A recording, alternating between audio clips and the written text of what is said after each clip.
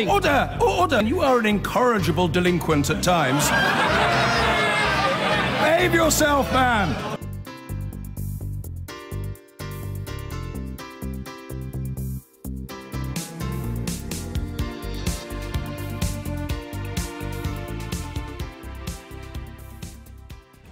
Order, order.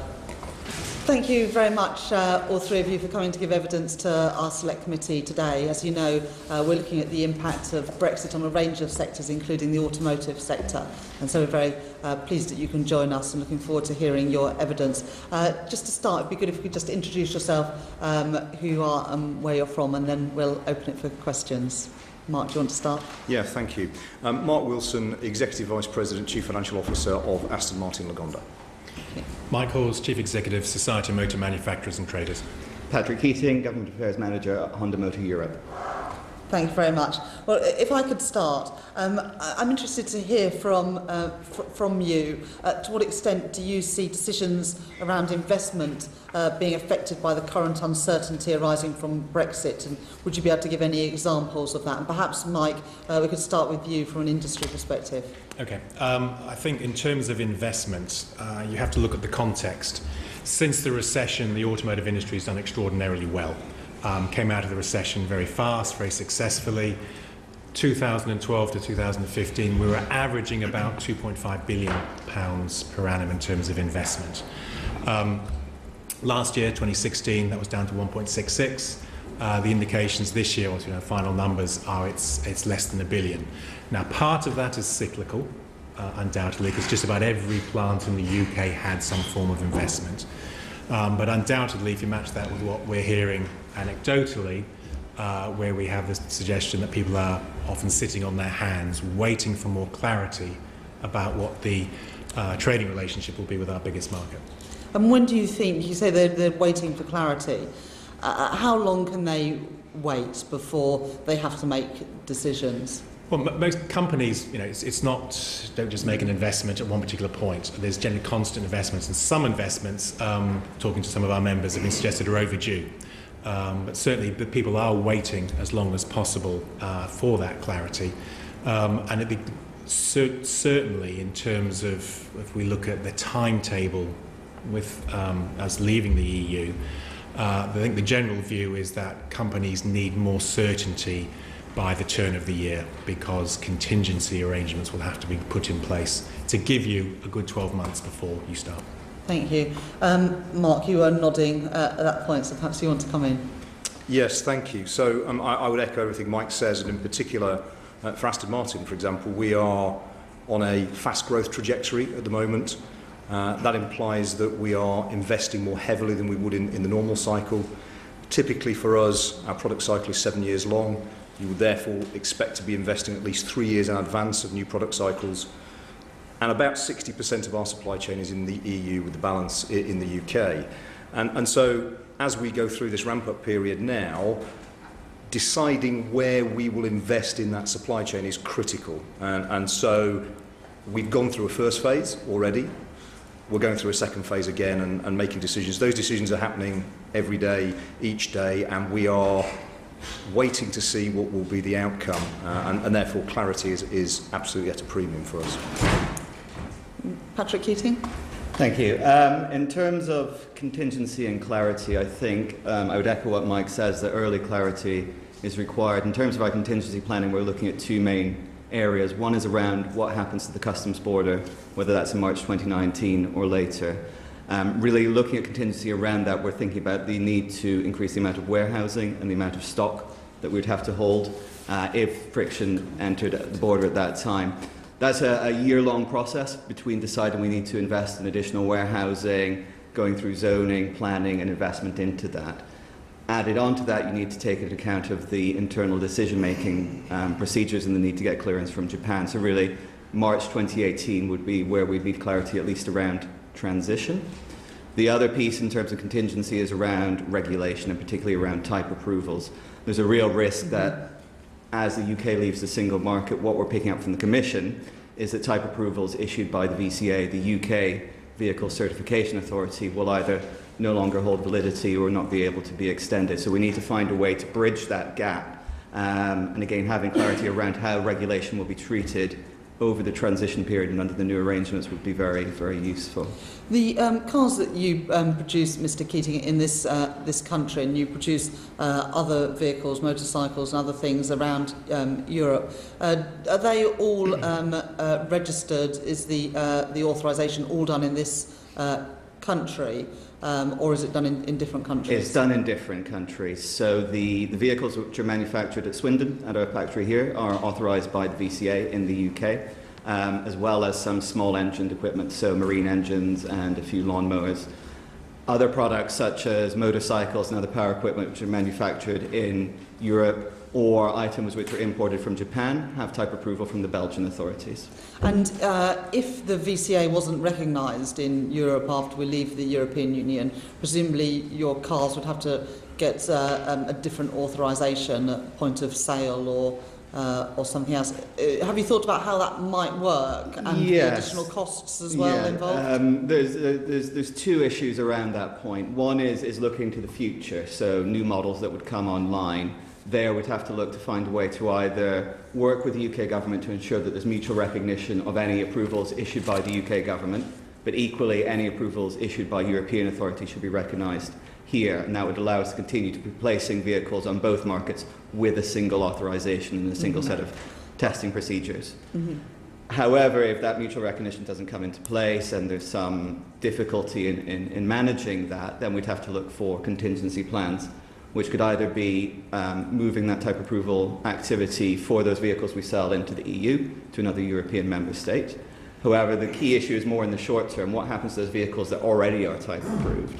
And there we would hopefully have a transitional period which would keep the same regulatory conditions as we have now, which would allow us to smoothly continue selling the existing models under the existing type approval into the European market, and equally bring those products in from Europe into the UK. So are you saying, Mr. Keating, that cars that people own in European countries who have been authorised by the VCA, if we left without a deal, wouldn't be authorised anymore? And would that also then apply, not your problem perhaps, but would that also apply for cars in this country that had been authorised somewhere else other than the UK? So cars currently on the market wouldn't be affected. It's a question of placing new models onto the market in future.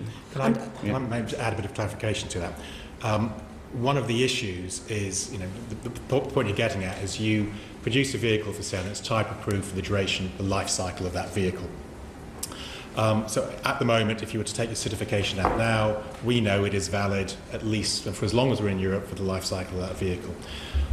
If it got to the situation where the UK certification, the VCA certification, was no longer valid, you would have to seek an alternative approval. Now, there's two implications for that. You're not allowed to hold simultaneous approvals from two authorities. So effectively, you would have to stop production whilst you apply for your new certification and then start production again. And secondly, when you reapply under this new authority, you have to meet all the changes to regulation that have evolved from when you first got that vehicle certification. It may be the regulation has changed sufficient to such an extent you could not pass that regulatory framework. And if I could square the circle, for Aston Martin it's far simpler than it is perhaps for Honda and some of the other larger international players. We're a British company. We produce our cars exclusively in Britain and will continue to do so. And without VCA type approval, it really is quite a stark picture for us. We need to make sure that that type approval carries over. It has validity and it has recognition and it has the equivalence that it has today. Otherwise, there are significant costs involved for us, not only in resourcing to another type approval, as Mike has indicated, but also the semi-catastrophic effects of having to stop production because we only produce cars in the UK. Can you tell us, you say catastrophic, what would it mean in practice? Let's say we get to March 2019 and there isn't a deal, and I know that all your businesses are now beginning to prepare for that eventuality. You hope that it doesn't happen, but of course you have to prepare as businesses. What would that mean in March 29 if we didn't have a deal for your business, Aston Martin, in terms of those approvals? What would happen? Well, it's difficult to say exactly, but the absolute example that Mike just gave of stopping production, recertifying to the new type approval, be that federal or the US or the Chinese type approval, even trying to retrospectively apply to use the European type approval would mean us stopping our production. Now, I suppose we won't get there. I hope we won't get there, because that's exactly what it means for us. It would mean stopping production. But we would need to have a deal to avoid that happening. Well, we're encouraged by the transitional talk, so there would be transitional arrangements. So clearly March 2019 is not the end of the end, we don't suppose. We suppose there is a transitional arrangement. But during that transition, we would then have to look as to how Aston Martins were recertified under a non-VCA approval structure. Okay, and you say that would result in, there'd be the cost of stopping. How much would it cost you every day that you stopped working, and then how expensive would it be? Do you have any idea of trying to seek a new approval? So I'm very happy to correspond with you privately on that, because as you might imagine, that's quite commercially confidential. But I'm very happy to give the committee more information. Thank you very much. I'll move on now to Peter Kyle. Can I just do one bit of follow-up before I go into the main bulk of my questions? Mark and Patrick, you've both mentioned the transition deal. It's clear that a transition deal is now very important to you. Can I just ask you to clarify what you think a transition deal actually is going to mean or involve, or what could it conceivably involve? Because today in Parliament, in the Commons, we're about to debate a cliff edge on the 31st, or the end of March 2019. At that date, the government has said that we are leaving the single market, we're leaving the customs union, we're leaving EFTA, no oversight from the ECJ anymore. We are leaving all of the trading environments we have, including the customs arrangements. What are you expecting us to transition from? What is going to be left to transition from, in your opinion? In your hopes? Well, that is a very broad question. It rather depends on how the negotiations proceed and what is agreed within all of those frameworks that you've just spoken about. So if we are leaving everything, as you've described, in March 2019, one assumes there would be something to leave to. And in the absence of knowing what that looks like today, or even the direction of travel, is the difficult piece for us. So it's very difficult to say, well, if we simply go off a cliff edge, well, that's a very easy scenario to imagine. That's a very difficult scenario for all of us. Tariffs, trade, regulation, that would be a very difficult scenario to contemplate. So not knowing direction of travel at the moment, it's difficult to make an intelligent or informed comment about in answer to your question.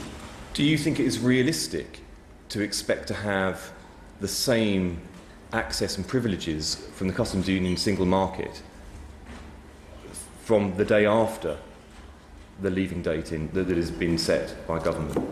Honestly, I don't know, because that's. But you're making commercial decisions that are going to be profoundly impacted by that. How are you, as a company, preparing or even scenario planning what this is going to look like in a year and 4 months? So in order to prepare, we have to understand the direction of travel, which is why it's really, really important that we get clarity and quickly. And I think you'll hear the three of us emphasise that as we go through this session today and this afternoon. It's very difficult to scenario plan given an extremely wide range of outcomes, some of which are binary opposites to each other. And I don't think it's a very good use of time to do that, because you'll just come up with a very broad range of answers.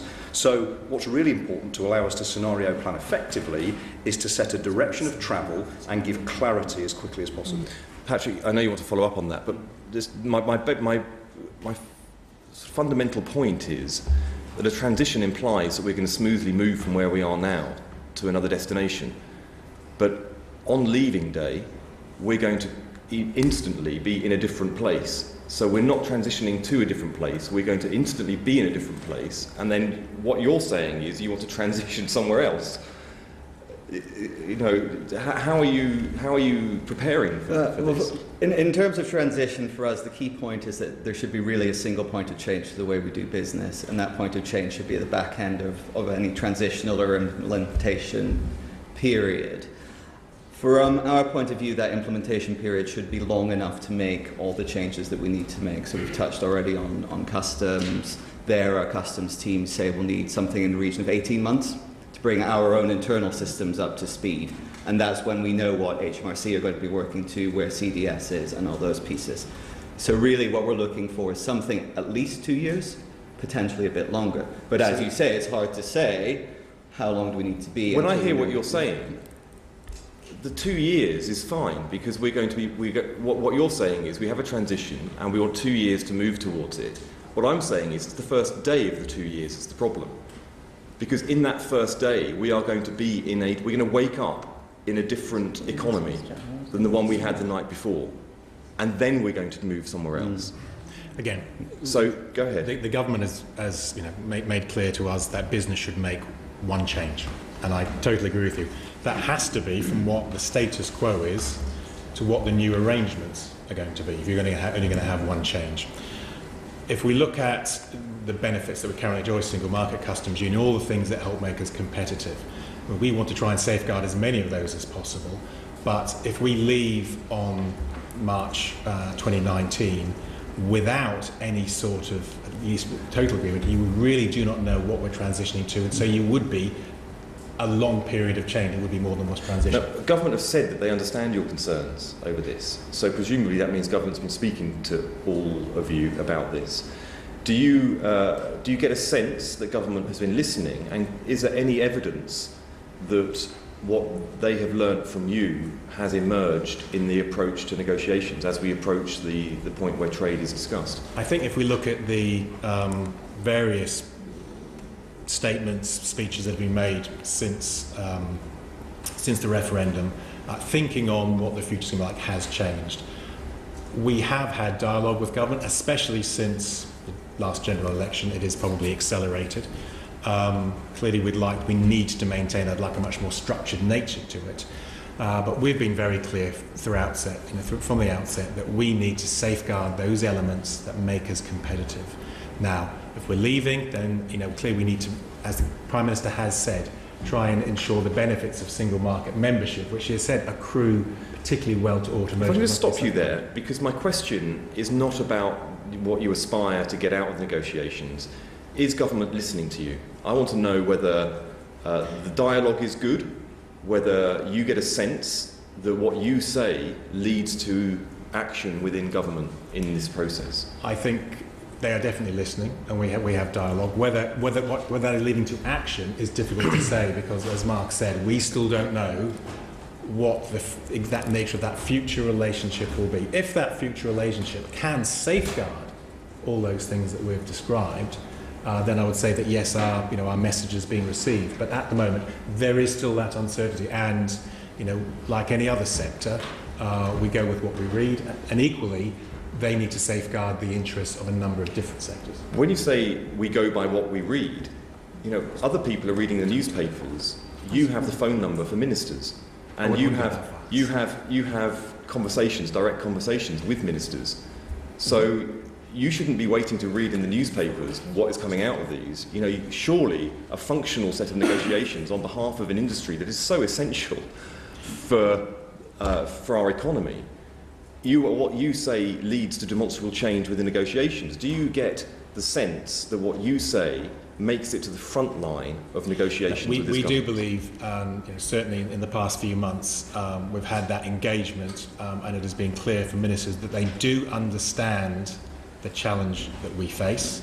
Whether that is yet going, and hopefully that will inform the aspiration of the outcome, which is the subject of the trade element of the negotiations with the EU. And I think, just to back up what Mike says there, we haven't yet started the trade elements of negotiations. And that's the critical piece here for all of us. They need to be started quickly, and they need to be started decisively, and they need to be started with a clear direction of travel and a good outcome in mind.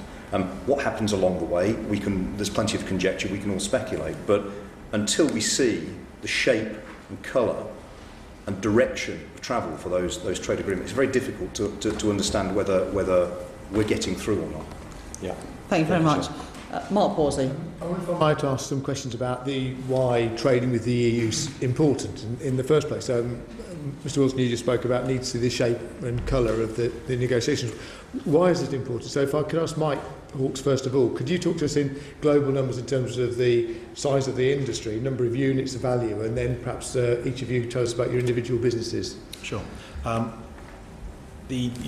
automotive industry is export-led. We export just under 80%, certainly of the cars that we produce, and those cars are heavily integrated in terms of a supply chain with Europe.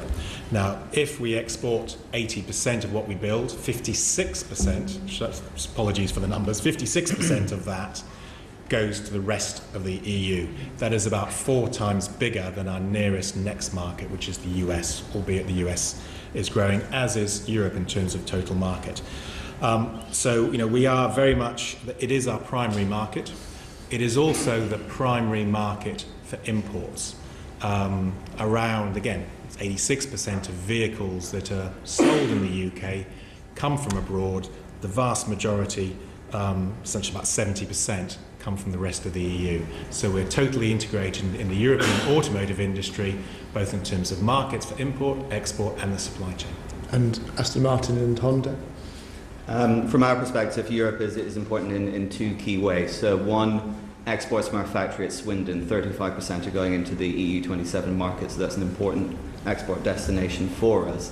Equally, in terms of imports of componentry into the Swindon factory, we're seeing 40% of the components we use at Swindon are sourced from the EU. Just to give a bit of colour on that, that's about 2 million components a day coming in on 350 trucks through the Eurotunnel. So again, that's why an arrangement around customs is particularly important to us. And then the third piece in terms of a future relationship is around people. Something around 14% of our workforce at the factory and around 30% of our workforce at our head office in Bracknell are EU 27 nationals. Aston Martin? Yeah, thank you. And it's about 18% of our sales are in Europe. Sorry, what percentage? About 18, 1/8.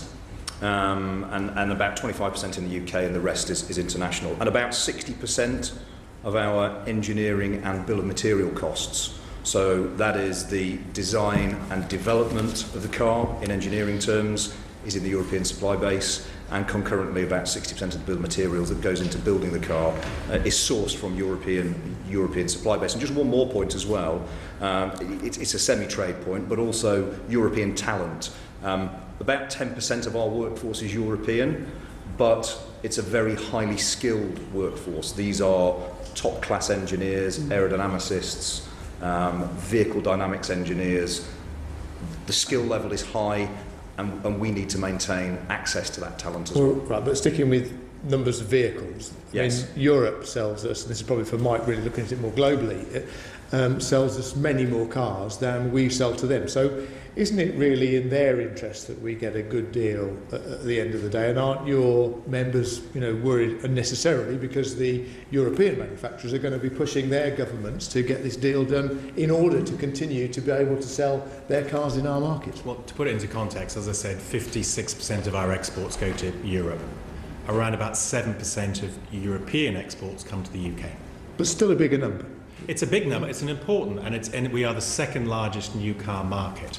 But certainly we have had many discussions with our European counterparts, sister organisations over there, and they're very clear. Yes, the UK is an important market, but what matters more is Europe, the European market, and the continuation of the prosperity of that market. Right, and of course, once we've left the European Union, we will be able to go out and negotiate our own trade deals. So up until now, we've been part of the EU negotiating team. So why can't we go out and attack those emerging markets and increase our sales and therefore maintain our levels of production by selling more in other markets, in other overseas markets? Well, certainly I don't think membership of the EU has been a barrier to that, and I think if you look at the German car industry, it has pursued those markets with alacrity. Yes, we would like to see freer trade in some of the some of the newer markets, growing markets, but it is about balance. If we're going to put more barriers up to European trade, you will see a depression in that market. So we need to replace it. Where are we going to replace it with? You have to look at, we are very competitive. We're very productive, the UK, as an automotive. But being competitive is also about making the right products for the market. Best example I can give, the best-selling car in the UK is a Ford Fiesta. The best-selling vehicle in the US is also a Ford, but it's an F-150 pickup truck. I can't really envisage us making pickup trucks for the US market, given logistics and so forth. We tend to make, in volume terms, for the markets that are close by. We make models that appeal to European tastes in the market. Certainly we have a strong number of premium sports luxury manufacturers who are global, and that's one of the real advantages and real attributes of the UK automotive industry. It's incredibly diverse, but substituting the large market of EU with others would be very difficult. Okay, but this is probably one then for Aston Martin, because if we're going to go out and do our own trade deals, what's stopping you selling many more vehicles in markets such as China? Is the fact that we're part of an EU trade delegation mean that we're not achieving our current potential in sectors like that? Well, China's a good market for us, I would say that now, and certainly I'd echo Mike's point that being part of the EU has been no barrier to success in China so far. But I think the opportunities that exist for us in the short and medium term definitely exist around FTAs. And first, grandfathering what we have, so piggybacking onto the European FTA agreements and making sure that they are secure. And then from there, I guess to take your point, is then to build on those very, very quickly. And to build on them swiftly and of benefit to this country. I suppose there's one more point to make in respect of Aston Martin. In terms of global wealth, and clearly we sell into a high net worth demographic, that's relatively mature with the exception of China. So China would be an excellent market again for us to be on the front foot negotiating early trade agreements with, if that were possible. And Mr. Keating, are there any advantages to Honda in selling Swindon-produced product in other parts of the world? Well, currently 50% of our production from Swindon does go to the rest of the world. So that's something like 44% to the US and about 6% to Japan. That's started to pick up over the last few months. So there are potential advantages to perhaps reducing the level of tariffs on trade into the US. But I think the key point to make around a future trade agreement is that there needs to be an EU-UK agreement as a bedrock to any future trading that we do with third countries, particularly when it comes to, one, the supply of components I was just mentioning a few moments ago, but as well around rules of origin. Any free trade agreement will have a threshold of about 50 to 60% of local content be in your vehicle before you can benefit from those preferential or zero tariffs. And one of the challenges we face in the UK is reaching that threshold without being able to count European content as local. And so I think really the first stage in developing that free trade agreement network is to make sure we have a very good EU-UK agreement in place. Okay, thanks, Chair. Thank you. I wonder what impact WTO tariffs would have on your businesses, perhaps Patrick Keating and then Mark Wilson. So WTO tariffs, the level on completed cars is 10% and on components is around 4.5%. So if we did see WTO tariffs coming in, there would obviously be an impact on the cost of production with increased costs on componentry sourced from Europe, and equally the cost of our vehicles exported to the EU would be equally impacted. I'm not really in a situation at the moment to talk about specific numbers, but happy to follow up with you in writing afterwards about the direct tariff impact on our products. But in general, you would see impacts in a number of ways. One is an impact on our competitiveness. Can I ask you perhaps, what proportion of the components that go into one of your cars that you make in Swindon, what proportion of the components come from mainland Europe? 40%. 40%. Yes. And the average cost of one of your cars made at Swindon? That starts to get to an area where it's maybe I'd be happy to follow up with you afterwards. What's the average price in the shop of one of the cars that it depends which model you would want to buy. I think a new Civic will retail you for something in the region of £30,000-ish. A bargain. A bargain. I highly recommend you look into it. But I'd be more than happy to certainly we have done some. 40% of what goes into it's sourced from the EU, and then as I was saying, 35% of the vehicles produced at Swindon are then exported into the EU. Mm-hmm. Equally, the other point to make is we do have some manufacturing footprint in Europe for motorcycles and power equipment, and around 12% of those products are imported into the UK market. Those attract a slightly lower tariff rate. Motorcycles are 8%, mm-hmm. and power equipment, which is lawnmowers, marine engines, is a 2% tariff. Mm-hmm. So I think the point to make around tariffs is they would certainly add costs and have an impact on our business planning. I mean, the tariff would be something in the order of 2 or 2.5 £1,000 possibly. We've done some calculations. Across the UK market, the imposition of the 10% tariff would result in a sticker price rise of about £1,500 per vehicle. Remember that 86% of the vehicles that come into the UK come from abroad. All of a sudden, they will be facing that 10% tariff. Mm-hmm. So there's likely to be, given it's the market position, to be passed through to consumers. And Mike Hawes, perhaps you could also then give us an idea about the average proportion of components that come from mainland Europe. This is where it does get a bit difficult. On average, a UK car purchases about 44% of its parts from a UK-based supplier. For the purposes of rules of origin, it's not so much where you purchase that tier 1 from, but go upstream. What is the UK content? What proportion of that UK componentry actually comes from the UK? We'll come on to the FTA and rules of origin and accumulation in a bit. But if Patrick Keating is saying 45%, I've forgotten now. 40%. 40% of the components for a Honda made in Swindon come from mainland Europe. Is that about average for the industry? Or is it on average, it's 56% come from abroad. Is that right? 56% of the components in cars made in this country purchased from abroad. Are purchased from abroad. And so, what would that be?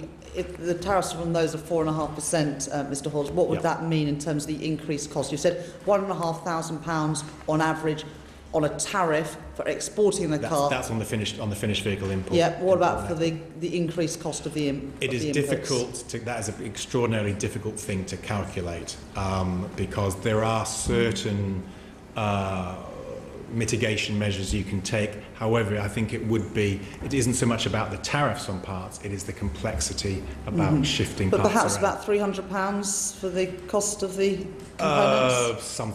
Potentially. So you're talking about the cost of producing a car, or the cost of that car going up by about £1,800. The £1,500 was an average just on the. £1,500 is the tariff for exporting it, but then there's also the increased cost. No, that's the tariff for importing it. That will be the effect on the showroom price, as it were. Yeah, sure, I know that. I understand that. But also to make the car itself is more expensive because the cost of what is going into it is now more expensive. Correct. By about £300. So exporting, you would have to absorb, yes, the tariff on the finished vehicle, but any tariffs that were due on the parts. But the impact of WTO rules would be about £1,800. Significant, yes. Yeah, per vehicle. And you're going to go on to say about the rules of origin, and we're going to come on to that later. I don't know, I expect that Honda and Aston Martin wouldn't want to say this, but what would, on average, Mr. Hawes, be the profit margin on a UK car being exported? I think manufacturing is a low margin business. I think it is generally understood that manufacturing plants generally aim for 2 to 4% return on investment. Okay, so if they're exporting a car that is 15,000, you're pretty quickly into negative numbers, which is why so you're talking about a couple of £100 profit per car on average on the manufacturing. Yeah, and then you're talking about the additional costs now of £1,500, £1,800, which you would have to try and absorb within your manufacturing costs. So try and offset that to maintain your competitiveness. But it's fair to say that if we went on to WTO tariffs, it would be an incredible challenge. Yeah, it would not be cost effective to produce cars on average. You would have to try and absorb those costs as best you could, and certainly that's where some of the measures that manufacturers will be looking at, as they continually are, to try and maintain that competitiveness. And hopefully we don't arrive in a situation where we have that full WTO, but I think most companies will be looking at a range of scenarios, and that is the worst case. And we'll also come a bit later to the non-tariff barriers, but the final question before we move on to Vernon is just about, on the other side, you've got the depreciation of sterling, a sharp depreciation of sterling since the referendum, and a further depreciation in the last few weeks. So to what extent might that offset the higher costs of doing business here. Maybe Mark Wilson, you want to say something? Well, I think for us as a nigh on net 80% net exporter, a weak sterling in the short term has been a fillip against any volatility we might see out of changing in sales volumes or inflationary costs coming through. But over the long term, a weak sterling will ultimately catch up with you, I think. So we might all be able to sit here and say, yes, it's helped. There are, of course, many of us who've also had treasury programs in place during this period that mean we haven't been able to take advantage necessarily of a weaker sterling. So any impacts negatively have been felt without the benefit of that. So I don't think we ought to be looking to rely on weak sterling as a way of feeling good about WTO, put it that way. It helps, but the two are not linked, and it could equally be we have WTO and strong sterling, at which point that's a real problem. Mm-hmm. But, okay, fine. But at some point your hedging will, it's unwinding now. Wind out, yeah. And then you will see, presumably, some higher margins on the cars you export. But again, just to be clear, we have to Mike's point, we will get that in the short term, of course we will, but in the event that there are tariffs, then we have to use that short-term windfall to offset competitiveness in future. It won't simply be possible, particularly in the segment of the industry we operate in, to stuff it on price. That simply doesn't work. Okay. Also, Patrick Keating? We have seen some currency fluctuations have a short-term impact on business profitability. I think the point to make is while a weak sterling supports exports, equally we have to take account of the fact that we are importing that large proportion of components in both euros, dollars and yen. So in the final analysis, it's still too early to tell what the impact of currency fluctuations has been on our business. Actually, I realised that I didn't give Mark Wilson an opportunity to just say in terms of what proportion of the components that go into an Aston Martin would be sourced from other European Union countries. So it's around about 60%. It's a little higher. But again, all the points that my other two colleagues have made already apply to Aston Martin. They just apply on a slightly larger scale because our economics, in terms of transaction price and cost of car, are a little higher. Yeah, sure. Okay, fine. Quite a lot. Little bit. So I couldn't get an Aston Martin for 30,000. You could get a portion of an Aston Martin for 30,000. I'll bear it in mind. Thank you very much, Vernon Coker. Thank you. I was fascinated by some evidence that came in, which talks about the changing automotive world. Emerging markets outlook, and that's going back to, in answer to the chair and also to Mark Palsy earlier on, and saying emerging markets outlook is the key to growth, limited potential in mature markets.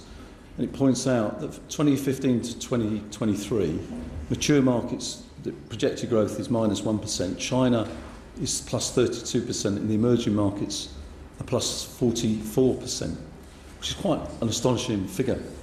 And building on what the chair has just been saying, clearly the automotive industry getting into those markets is crucial to their own growth, whatever happens with respect to the EU. And as part of that growth, I mean, I think Aston Martin just did the deal with Japan, didn't it? 500 million, so on, and others will be doing different arrangements. How this rules of origin will be crucial, won't it, to that, or doesn't it matter? I mean, Aston Martin did a deal with Japan with £500 million. There was no free trade agreement necessarily there.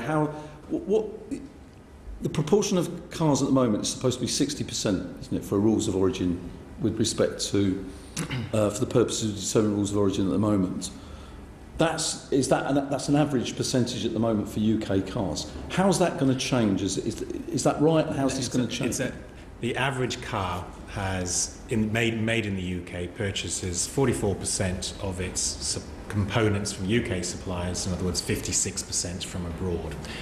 For the purposes of free trade agreements, we look at something called originating content. So that means of that 44% that you're buying from your UK suppliers, how much of that actually comes from the UK, bearing in mind the supply chain tier 2 to 3 will be buying from Europe, from Asia and elsewhere. That figure is more like, we're doing some work at the moment, somewhere between 20-25%, something around that, which is a long way from the 55-60% threshold you would need to qualify from any free trade agreement. Right. So certainly, absolutely, the markets you've identified are growth areas, and you want UK companies, UK manufacturers to try and take advantage of that. Many of them, obviously you have to remember that the UK automotive industry is largely foreign-owned. Often they're multinational, so they will already have plants in China, Vietnam, or wherever else, where this big growth is coming. And the general rule of manufacturing is to build close to where you sell. Makes absolute sense because you reduce your logistics costs.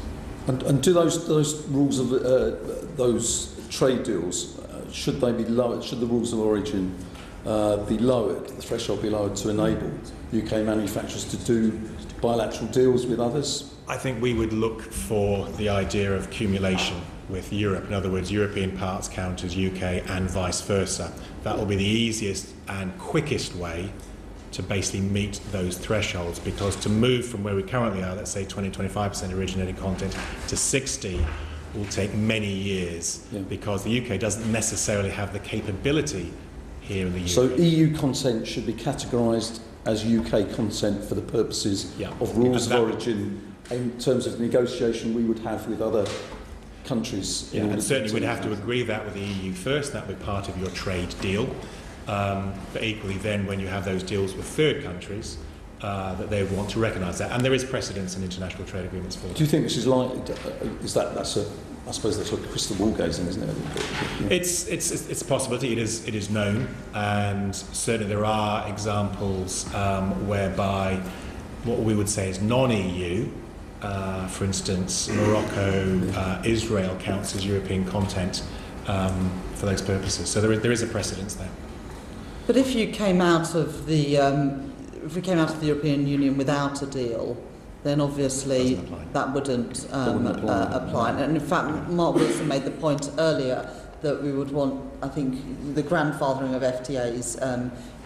You said. But again, if we were to come out of the European Union without a deal, then there wouldn't be any grandfathering, and also presumably it would be quite hard to have those accumulation rules that Mike Hawes is talking about. It would appear to be very difficult if that were the situation. And how, sorry Vernon, That's right. how damaging would that be for your business models? Again, Mark Wilson, you export a lot outside of the European Union. Yeah, I think it'd be pretty damaging. In fact, we know it'd be pretty damaging, because without these origination rules, and as Mike has said, 45% is a headline figure. The reality is closer to in the 20s, and the same would be true of us. Although again, very difficult to chase it back up the line.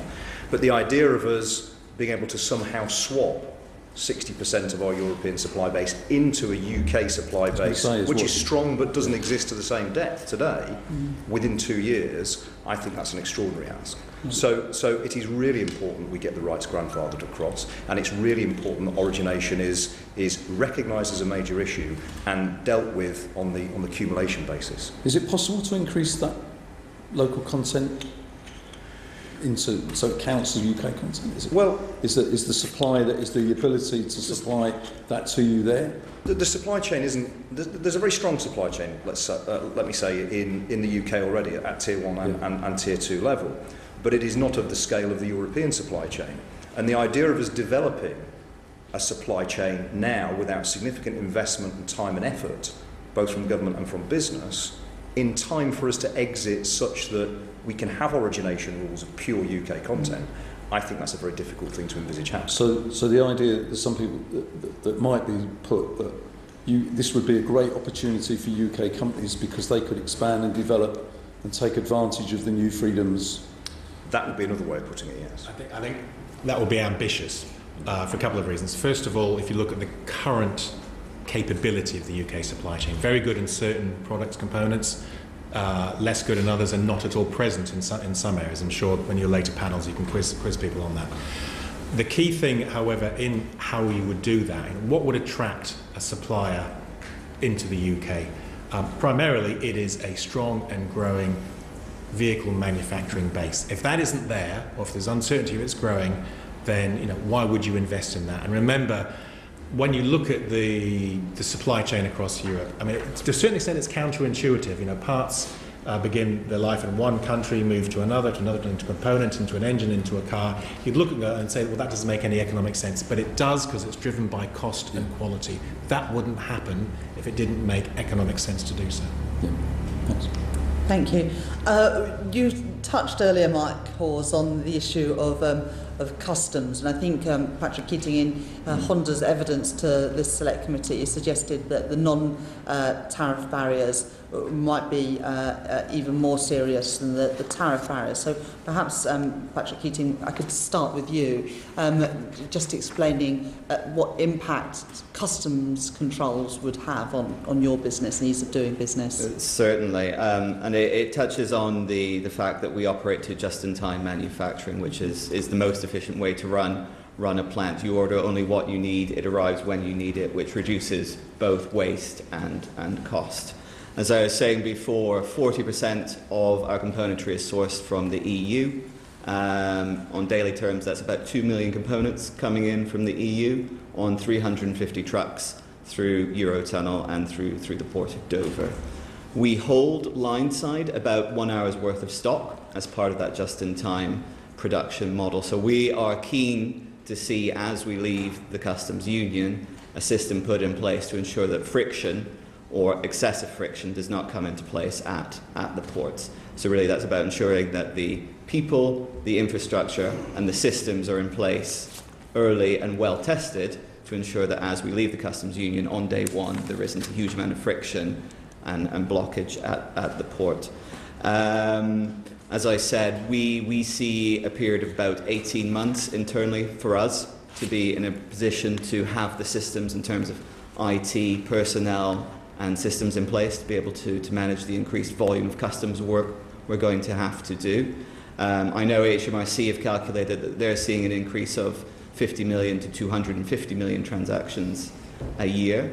So we're having conversations with HMRC to understand what it is that they're going to put in place and giving feedback on the customs partnership paper. Mm-hmm. When it comes to that, we're very happy that they've recognised that there is a need for transition, both from our side as businesses to put in place the countermeasures that we need, but equally on governments on both sides of the channel, they're going to need to make the investments in people and systems that are required as well. In the evidence that you gave to us, Honda suggested that if custom controls added an extra 15 minutes, that would create costs of about £850,000 to your business. Yes, so that's a calculation we've done in partnership with our freight companies, looking at what is the hourly cost for a truck, and that's extrapolated out to that figure on an annual basis. That's not a scientific figure, but that gives us a sense of the scale of the cost, and also indicates the fact that when it comes to calculating Brexit-related costs, it's not just tariffs. There are a lot of other little areas which can build up over time, and we need to take account of those. Do you import any of your components from Japan, for example? Yes, so 20% of our sourcing is from outside the EU. Most of that is Japan. And if it comes in from Japan, how long do the customs checks take then? So on componentry we source from Japan, we operate a slightly less just-in-time system. So we stock on site about 2 to 3 weeks worth of componentry, just because you have potential delays in the shipping. Those components are coming by vessel from Japan, so there are delays built in there. And again, clearing things through customs, you're looking more in the 2 to 3 days area rather than minutes through the port of Dover. And there is some technology involved in the Japanese system. Is it called Chief or something? Chief is the customs system that HMRC currently use to handle customs transactions from third countries. And so you experience that at the moment with imports from Japan, and you say it takes It can take 2 to 3 days. Yeah. And you give that cost of $850,000 for a 15-minute delay. Have you modelled what impact it would be if there was a 2 or 3 day delay in bringing in components from the European Union? No, we haven't got to that part of our calculation. We're still fairly at the beginning of the scenario planning and costing, so we haven't managed to calculate that degree of figure. If it was, say, 1 hour rather than 15 minutes, could we extrapolate that 850,000 times 4 is 3.4 million, or would that be wrong to do that? That may be a rather unscientific way to approach it, and I think that the costs that would build up, we'd have to speak with the freight handlers and the trucking companies to understand how they would be managing and mitigating the costs as well. So that 850,000 is a quite back of an envelope calculation, just to give us a sense of what the additional costs we would be looking at. But obviously we'd be looking with our partners and our truckers to try and mitigate those costs as much as possible. But if you were having to wait for a few hours at Dover or Ashford or wherever else things come in, you're talking of potentially millions of pounds.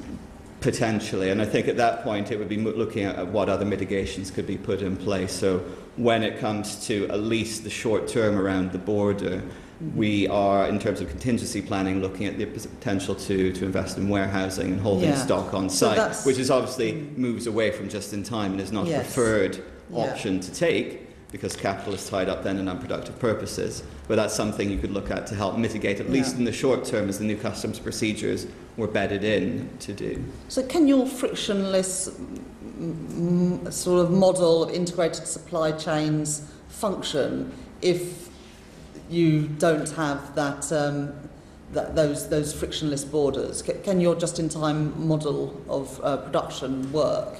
Yes, we're looking very much to make sure that that can continue to happen. So we're having discussions with government about what it is we can do to at least mitigate the friction. I think we have to admit, outside of the customs union, there is no such thing as a frictionless border, but we can try to find ways to reduce that friction, and whether that's through things like looking for economic operator status, introducing technology to the border. But we're still at a very early point in those discussions. But if you didn't have a deal, if there wasn't a deal between the UK and the rest of the European Union, at least for that time of no deal, that just-in-time model wouldn't work. You would have to build additional warehousing. I wouldn't say it wouldn't work, but it would certainly be very challenging, and there we'd have to be looking into warehousing and other ways to mitigate that risk around friction at the border.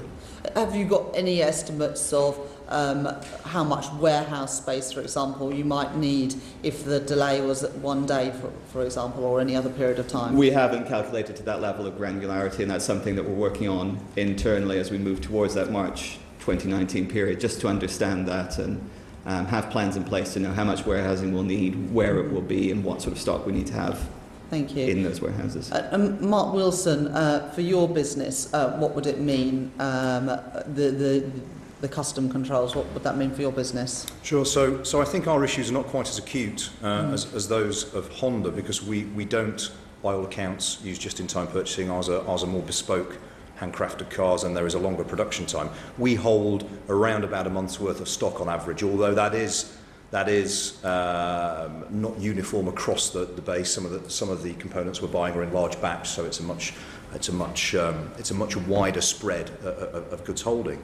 So whilst there would be undoubtedly costs involved for us, bureaucratic costs, goods holding costs, costs of inefficiency, which would knock onto manufacturing, they're probably not as large as Honda. The issue for us is having a substantial proportion of my outbound balance sheet sat in customs ports around Europe waiting to be ticked through. Every single one of our cars is probably worth 20 times a Honda, just to give you an example, in terms of its 15 to 20 times some of its overall price. So you can imagine one car sat delayed at Calais has me a lot more exercise than perhaps it does for Patrick with one Honda Civic. So our issue is on the outbound sale of goods and services. You should see his face, Mark. I'm glad that Mike is sitting between you. We'll have words afterwards. The lovely cars, Patrick. They are outstanding cars. Let me put that on record. Yes. But I think that is the issue. It's the outbound piece for us. The idea that we cannot collect and therefore cannot take the revenues as quickly as we would like. Aston Martin is, we're doing well at the moment, but cash is always at a premium in a business like ours. And so the idea of having additional cars sat in ports around Europe waiting to flow through, tying up cash on my balance sheet is not appealing. And have you done any analysis of what what sort of costs that might mean and what that might mean for your business? It's more the lost profit opportunity than it is necessarily the building in of the costs. Yeah. Yes, we have. Again, it's pretty confidential. I'd be happy to share that confidentially with you.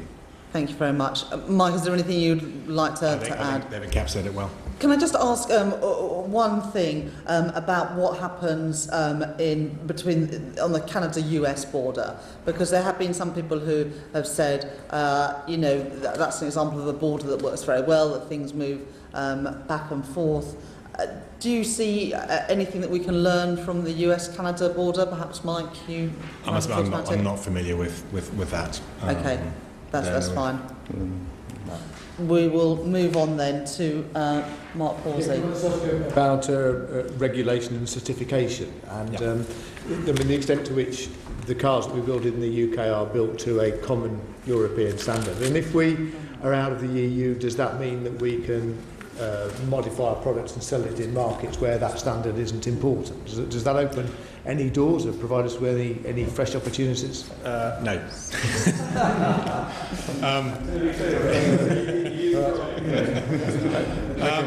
Okay, well, in which case then can I come back and ask you to what extent the UK as a member of the EU has been able to influence the regulatory regime? And are there any examples where we might have lobbied through perhaps your organisation to effect a benefit to our own industry or to the way we build cars more generally? And what concerns have you got if we don't have that in the future? Sure.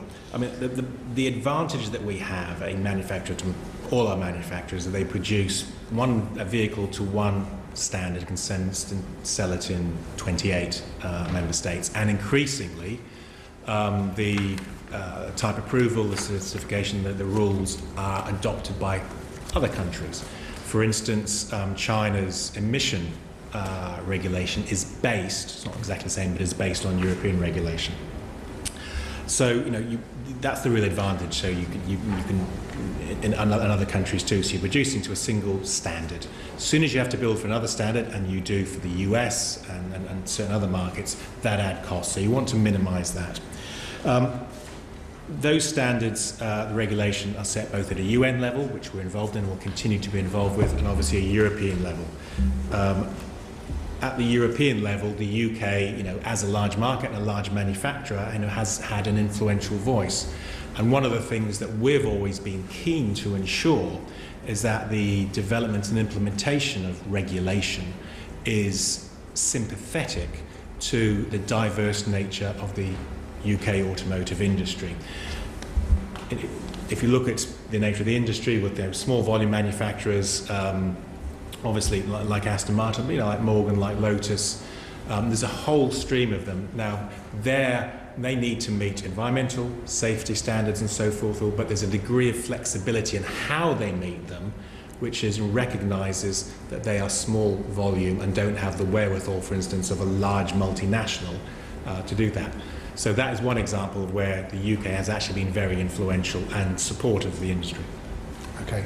And are there any sort of general features of cars that we can say that was our lobbying within the EU that achieved that? Or, I'm trying to get at, have we historically been a rule taker, or are we going to lose out by no longer being part of a rule maker? We have definitely been a rule maker, and that was just one example I've given. But the expertise of the industry here, the engineering capabilities which can influence and help develop some of those regulations, both from the Department for Transport and our own organisation as well, has helped do that. Once we leave, then you're absolutely right, we will have to, for at least 56% of the vehicles that we export will have to meet the rules set in Europe without a clear understanding of what our influence will be. And just so to understand, for Honda, all the cars produced for all markets are to the same standard. There's no element of producing a product for a particular market where standards may be lower. Is that right?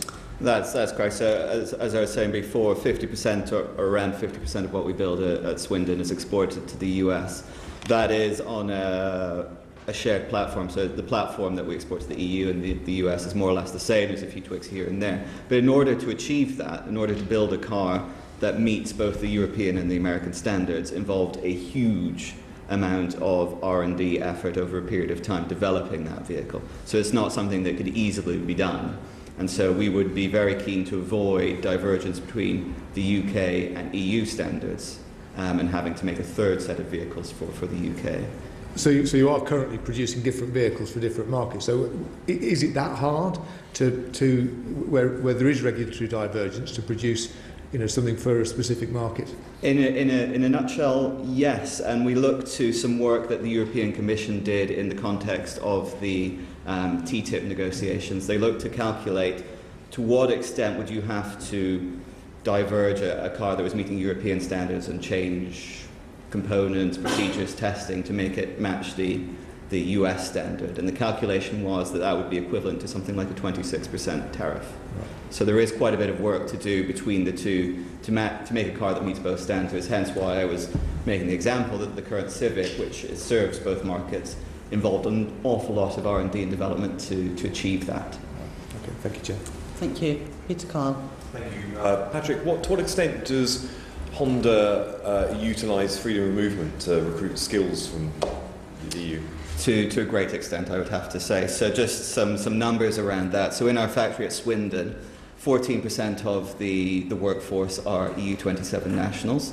Those are people at all levels of the organisation, though I have to say that EU nationals play a significant role on the production line. At our head office, our European head office is based in Bracknell, just about 40 miles from here. There, 30% of the team are EU27 nationals. That's because we're running a European sales and marketing organisation. You need people who understand the dynamics of the market, the language, the way that sales work. So identify high-performing people in those markets, bring them into Bracknell to be part of our leadership team.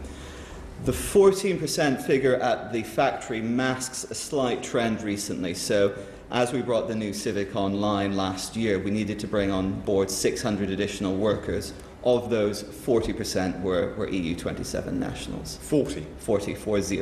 Right. So in terms of contractors and people we've hired recently, there's definitely a significant uptake. That's not to say that we're not looking to increase the UK-based workforce. So over the last year, we've increased the number of apprenticeships at our Swindon factory by 100%.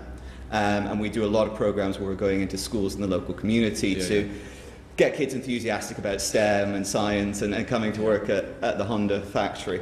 The other piece is that because our Swindon factory is in effect a mothership to the other manufacturing plants around Europe, we have a need to move people from that plant, both EU nationals, Japanese and UK, easily around Europe, potentially on short-term or last-minute assignments. So really what we're looking for going forwards is a migration system that's flexible and allows us to attract the talent we need, but equally to move people throughout our organisation.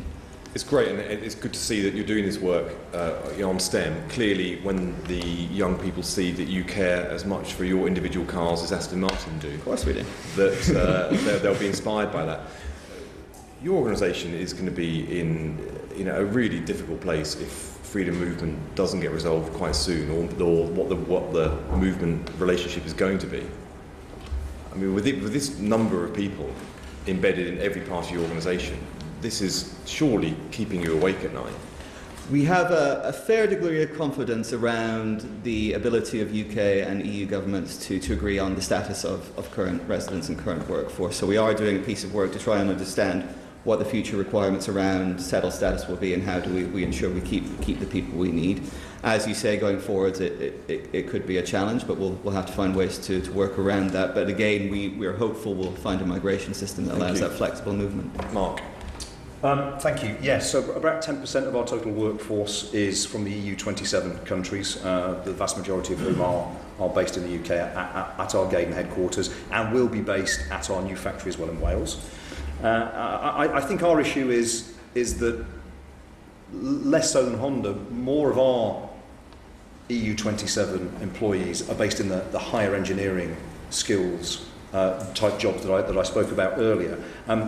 Look, talent is global, so we are a global business and we look to pull the very best engineers, the very best aerodynamicists, the the very best individuals we can from around the globe. And clearly, limiting our access to the EU 27 would be a bad thing.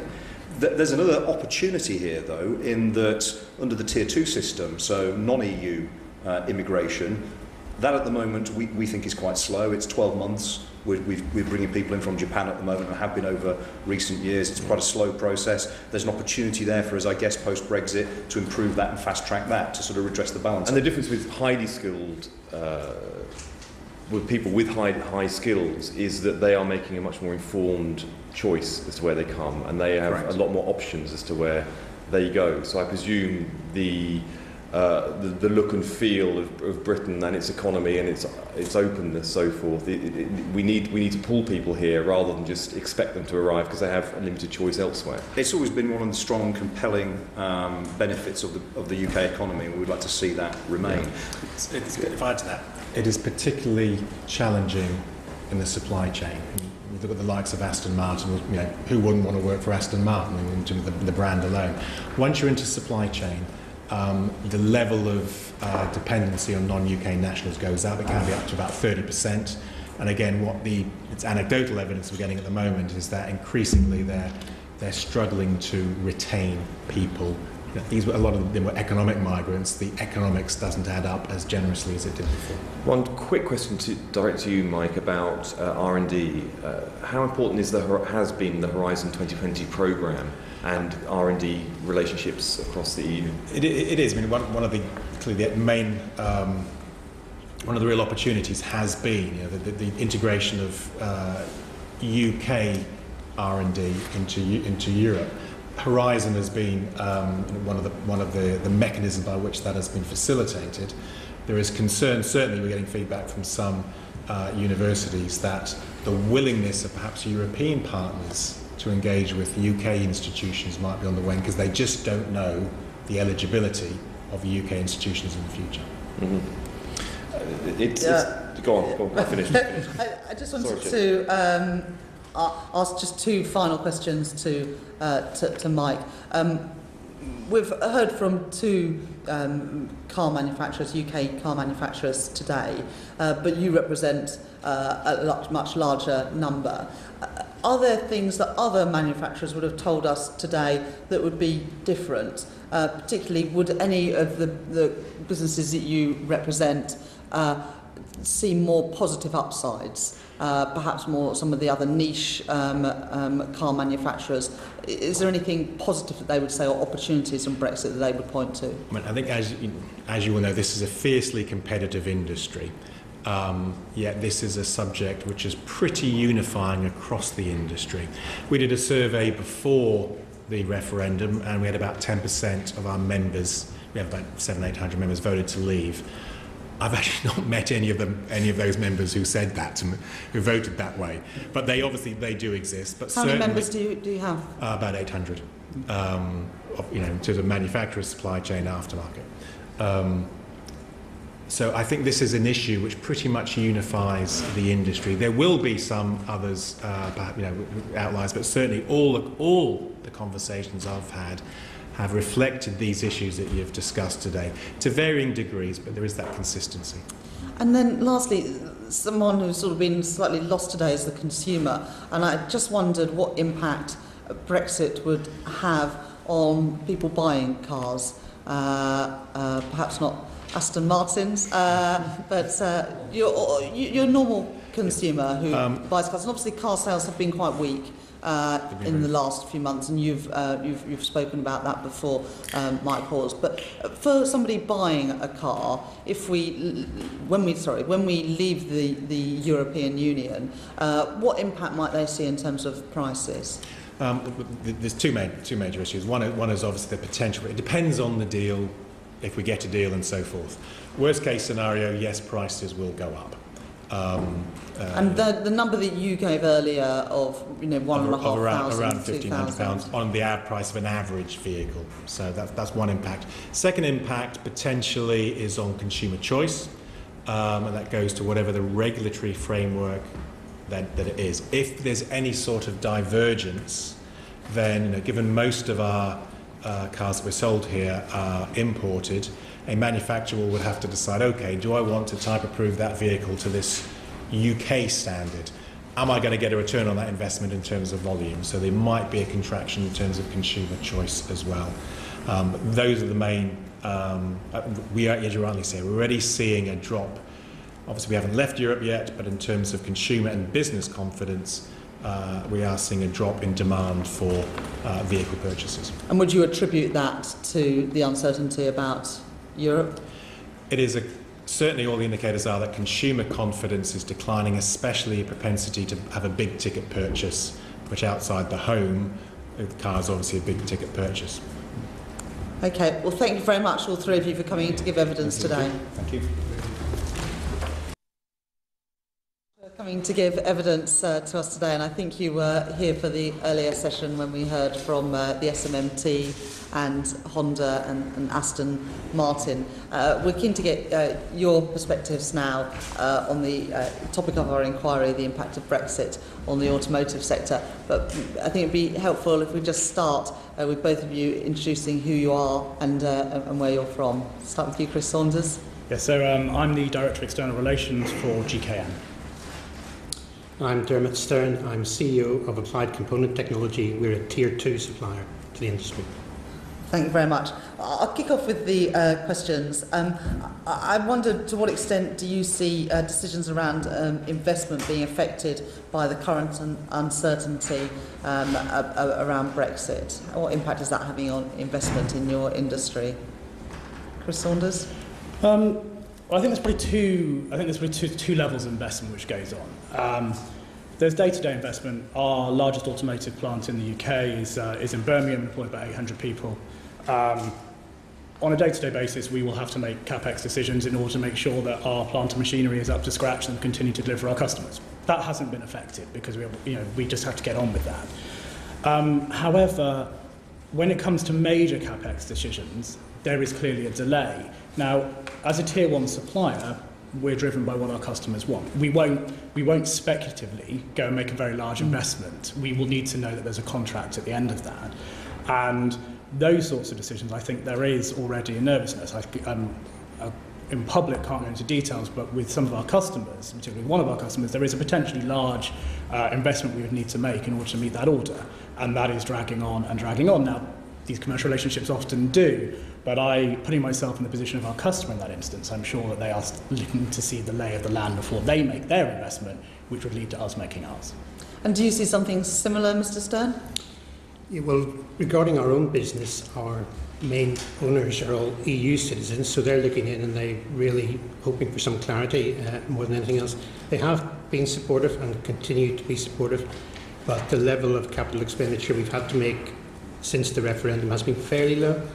So it's a real worry, but more so maybe when I look up at our Tier 1 and OEM customers.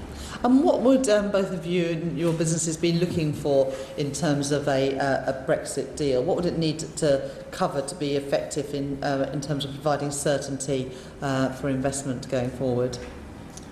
Well, I think again, it is driven by our customers, but we work on a process as, although we're a Tier 1 supplier, we are a UK listed, headquartered company. We're a multinational and we produce all over the world. And what we attempt to do is we attempt to sort of utilise our global know-how, international supply chains and local delivery.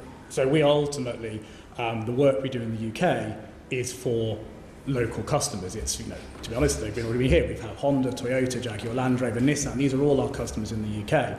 And although we are delivering locally, we know that they in turn are exporting back into the EU27. For us, for a deal to be worthwhile, it needs to be free from tariffs within our own supply chain, because we supply often ourselves, but from elsewhere in the EU, and that's also important for our customers in terms of selling back in.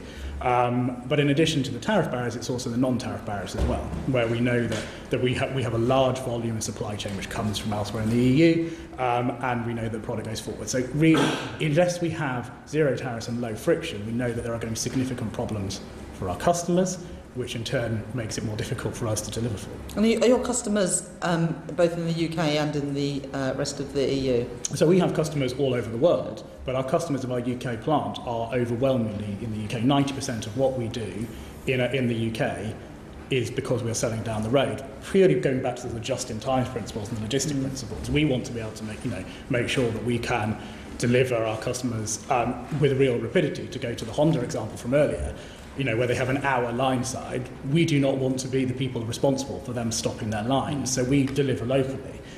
Yes, we have European customers, but we do that outside of our European plants. Is there a possibility that you might get more work after we leave the European Union, in that car manufacturers here will want to source more from domestic suppliers?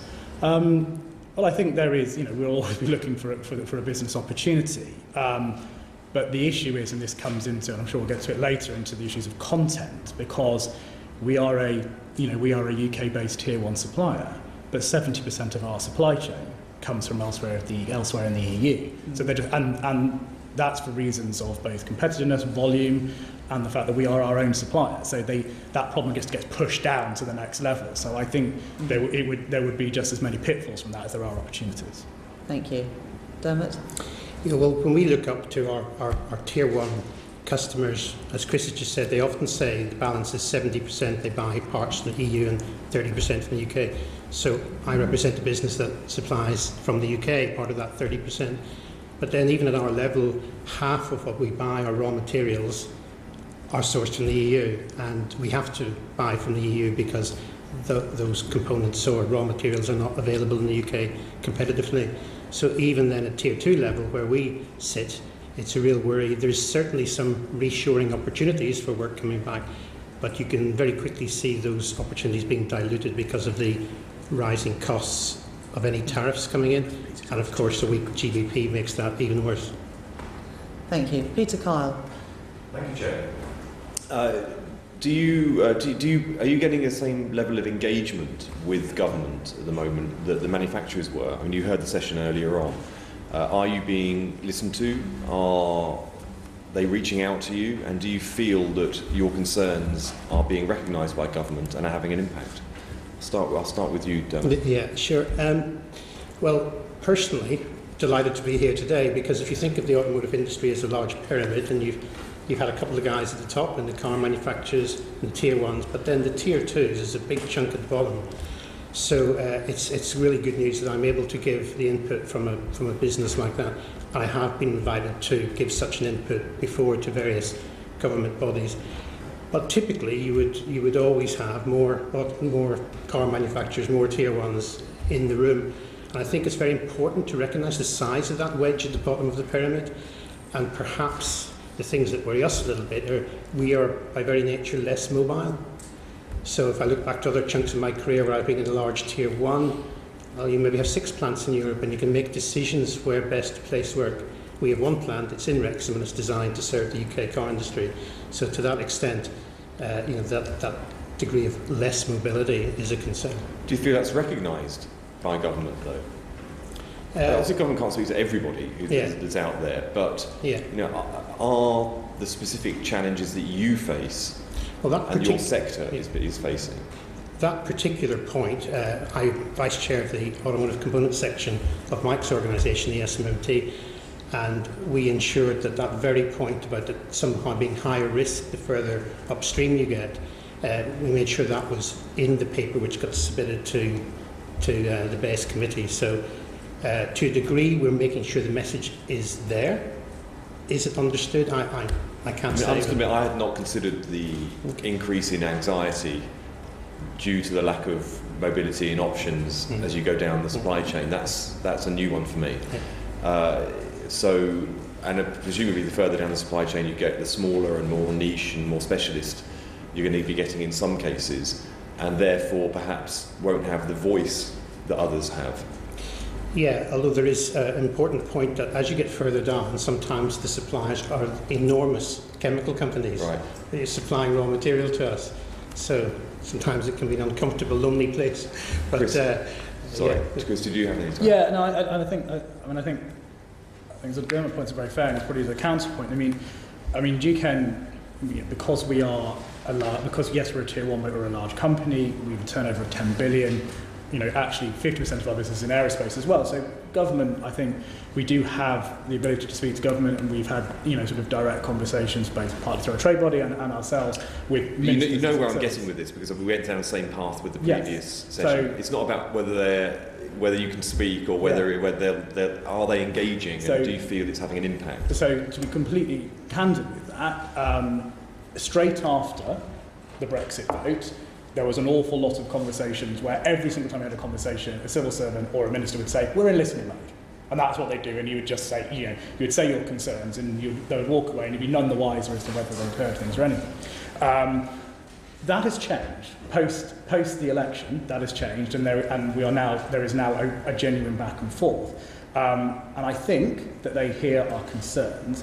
Where we would have concerns in itself, though, is we will say, we're very concerned about what happens in April 2019, and we really do need a one-stage process. We need to make sure we have access to the market. To which the response is usually, we completely understand that.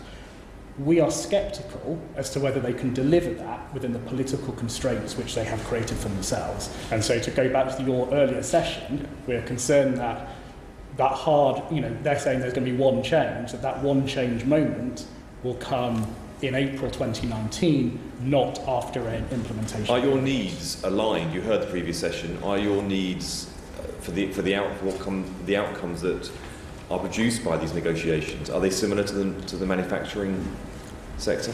For the car manufacturers we have? For ourselves, they are similar. I think there are slight different emphasis. So.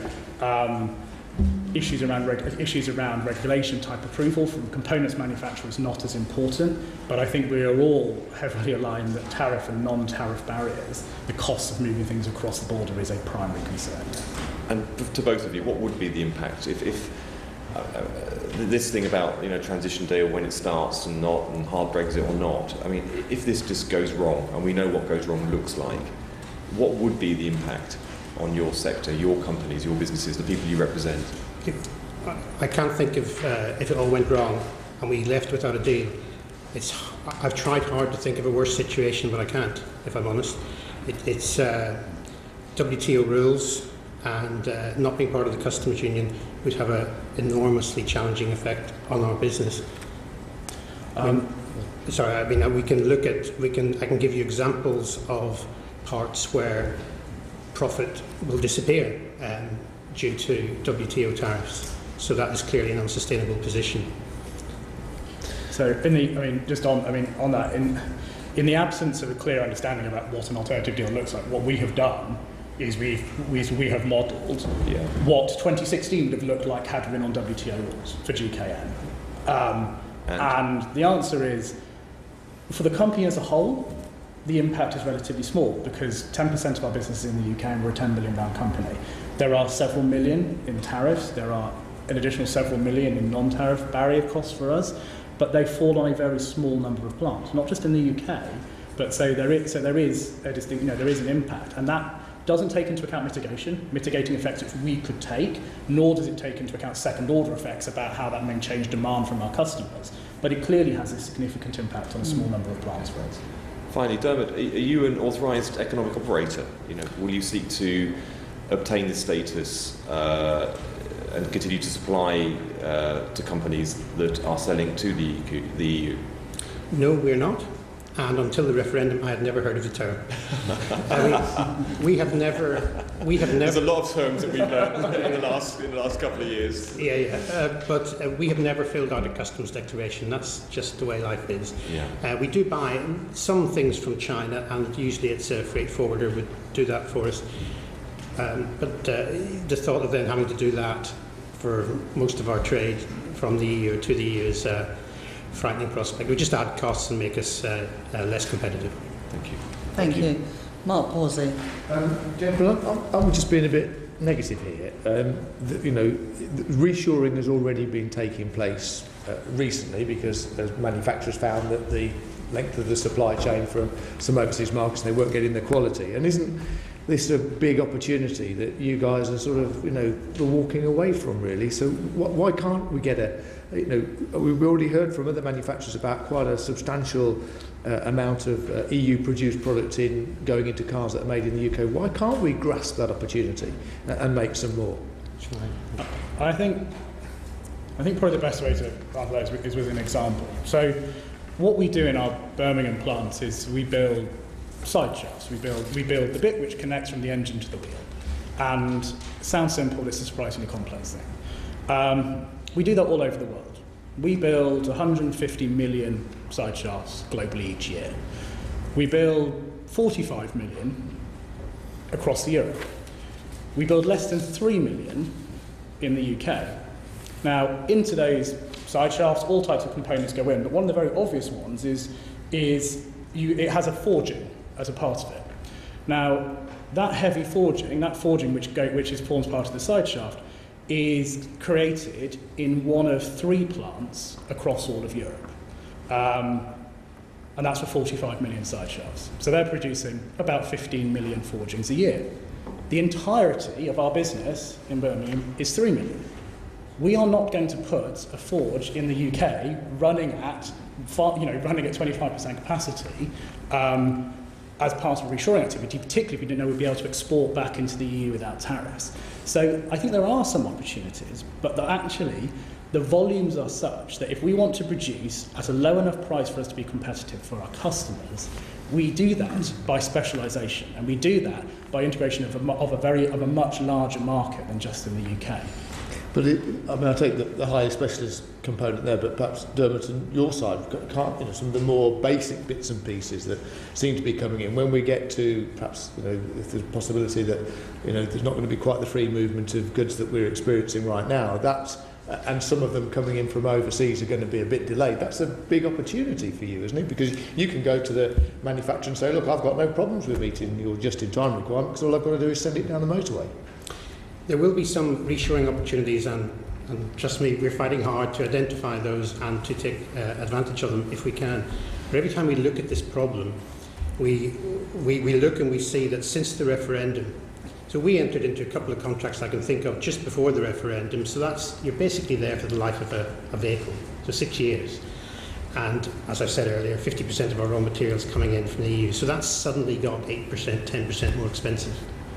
So that offsets the benefits of finding something that you can reshore. Where reshoring would work is where the raw materials are by and large available in the UK, but that's a real struggle to find those. And it's just the way the industry has grown up, the automotive industry, because of the reasons Chris has just said, because of scale. We were just looking for something this week for a particular quotation not available in the UK. A plastic part we needed. So it's a real challenge. I'm not saying there aren't opportunities, there are, but there's more risk at the minute than opportunity. All right, and how about the emerging markets, and perhaps more for Tier 1 supply, but we've seen depreciation in the pound, and discussion about that earlier, but there are people putting down plant all around the world. I think JLR are going to a joint venture with one in China. Why can't we seize the opportunity and companies like yours sell more components into these new plants that are coming up? No, I agree. These emerging markets are incredibly important for us, which is why we go there. So we have £1 billion worth of business which we create in China because we're a high volume manufacturer. So the best one in the world, we are never ever going to be producing side shafts in the UK to export to China. We will do that in China. The American market, it's a very well established market for us, is incredibly important. That's why we have several plants in the US. The nature of the automotive industry, and this is different for the aerospace industry, I never talk about automotive today, but the nature of the automotive industry is very regional. Our business is broadly split, a third in the Americas, a third in Europe, and a third in Asia, and that's not by accident. That is about making sure that we can deliver to our customers on a local basis, because our customers don't want to hear, where's your side shaft? Don't worry, it's on a boat somewhere in the Atlantic. They want to know that it's, they want to know that it's down the road, and that's why we have this process of a regional supply chain but local delivery. Right. Can I just add to that, if I may? Yes. With a specific example. Absolutely, it's a local business. You need to be close to your customers. But also, recently, we looked at the part that we currently sell to the EU, and let's say that costs £20, the additional shipping to ship it to Japan or America or wherever would be 80 pence. So that's 4% gone just to ship it to there. And as I think was said in the earlier session, automotive is a high volume, But hold on, that low margin business. doesn't seem to be stopping people shipping stuff into us. So why can't we turn it on its head? You know, why can't we don't buy much from America? You know, in terms of parts coming in, we don't. Right. I mean, I can't comment on behalf of other companies, but often where you see a large portion of a supply chain for a certain company coming from a particular country is often to do with where that company is headquartered and the relationships that they've built up over a very, very long period of time. I wanted to ask about the impact of WTO rules on your businesses and your costs. Have you done any analysis on what would happen to your costs, Chris Saunders, if WTO rules applied? So yes, the answer is yes. We spent the summer going through all our trade flows and looking at what that would be as a tariff, if there's a tariff levied on it. And I'm happy to provide more detail in a sort of confidential written submission. But it would cost several million to a small number of plants in direct tariff costs. That could be mitigated because we know quite a lot is re-exported, so through things like inward processing relief. We also have made some assessments of the non-tariff costs, so the associated customs processes. We use freight forwarders. We have our own freight and logistics business, but we use freight forwarders for things like customs declarations. We know they cost us around about £35 per declaration. So we know that for our UK plants would cost us would have a fairly significant impact in terms of cost as well. We're going to come on to customs in a minute, Yeah. but you say £35 per customs declaration. And how many would you have to make a year? Again, I can give full details, but it's in the thousands. Yeah, okay. And what contingency planning are you at GKN doing for this eventuality? So, I mean, we had been, really up until the summer, we've been hoping for more clarity, and then haven't had it. So, what we're now doing is on the back of the work we've already done, is we're looking through a number of different steps to make sure that we can mitigate against the WTO procedure as much as possible. Some of that is legal, so some of that is some of that is to do with the contract requirements. So, for example, finding out who, for example, in a contract actually has to pay the import tariff, because some contracts are written including taxation, some excluding, and so it's not necessarily clear. We're looking at administrative processes, so making sure that we apply inward processing relief where we can, that we achieve authorised economic operator status for the relevant plants. What we are now starting is to talk in detail to our customers and our suppliers, because I think the risk in 2019 is not just a sort of a hard Brexit, but a chaotic Brexit, where, for example, there is significant hold-ups at ports because of a sudden influx and an awful lot of people who don't know what they're doing. And so our suspicion is that our customers are going to want to build up inventory. Now, that takes a lot of time because, like any efficient business, we run our plants at close to capacity. So it's not just a matter of saying, can you just run off a few extra thousand of part X, Y, or Z. So that's going to take time. So our first instinct is about making sure that we are as protected from those tariffs as possible and understand what our customers are going to ask. But that's about as much as we can do. As somebody that supplies components, do you think that the just-in-time manufacturing process can work with friction at the borders? Not in the way that it currently does. Yeah. Dermot Stone, do you want to add something on this issue of WTO tariffs? Yeah, best if I just give you an example. Again, a part that we supply to a UK Tier 1, and they supply it on to a UK vehicle manufacturer.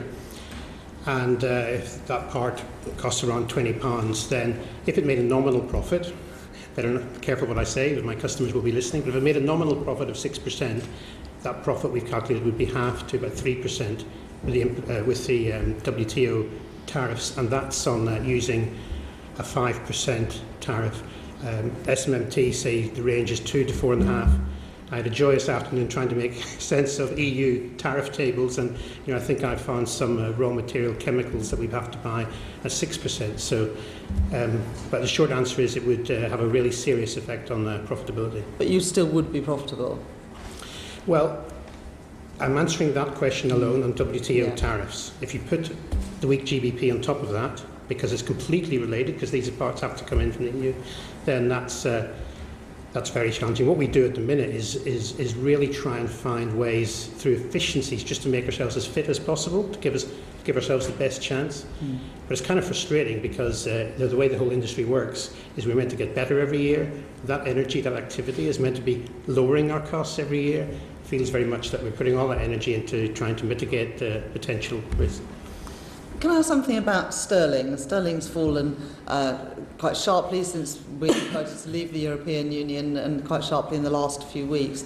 What effect does that have on your competitiveness? Chris Saunders and then Dermot Stern. Well, there's for the sake of appearance, given that we are a UK public listed company who reports our profits in sterling, then unless you spend any time on it, it looks great because the number looks bigger. But of course, analysts quite correctly look through that. The reality is that a lot of our business is done in euros. As I say, we buy 70% of our supply chain comes from elsewhere in Europe. So the impact of a depreciation isn't huge because it only affects a certain portion of our business. So it has had a small impact, but the idea and some of the things we've had, which is, oh, don't worry about a 4% tariff because you're now 20% cheaper, is just not an accurate way of describing how our business works. But it has some mitigating effect. I think it's had a small mitigating effect. I'd say the only thing which has had any real impact is you'll get the occasional journalist who'll ring up saying your profits look excellent. It's like, no, that's just because we're reporting what is overwhelmingly a euro and dollar business back into sterling. Thank you. Dermot Stern? Well, again, 70% of our turnover is material we buy, half of which is from the EU, so 35%. So just directly a 10% reduction, that's 3.5%. That's a big number. And that's on our current book of business.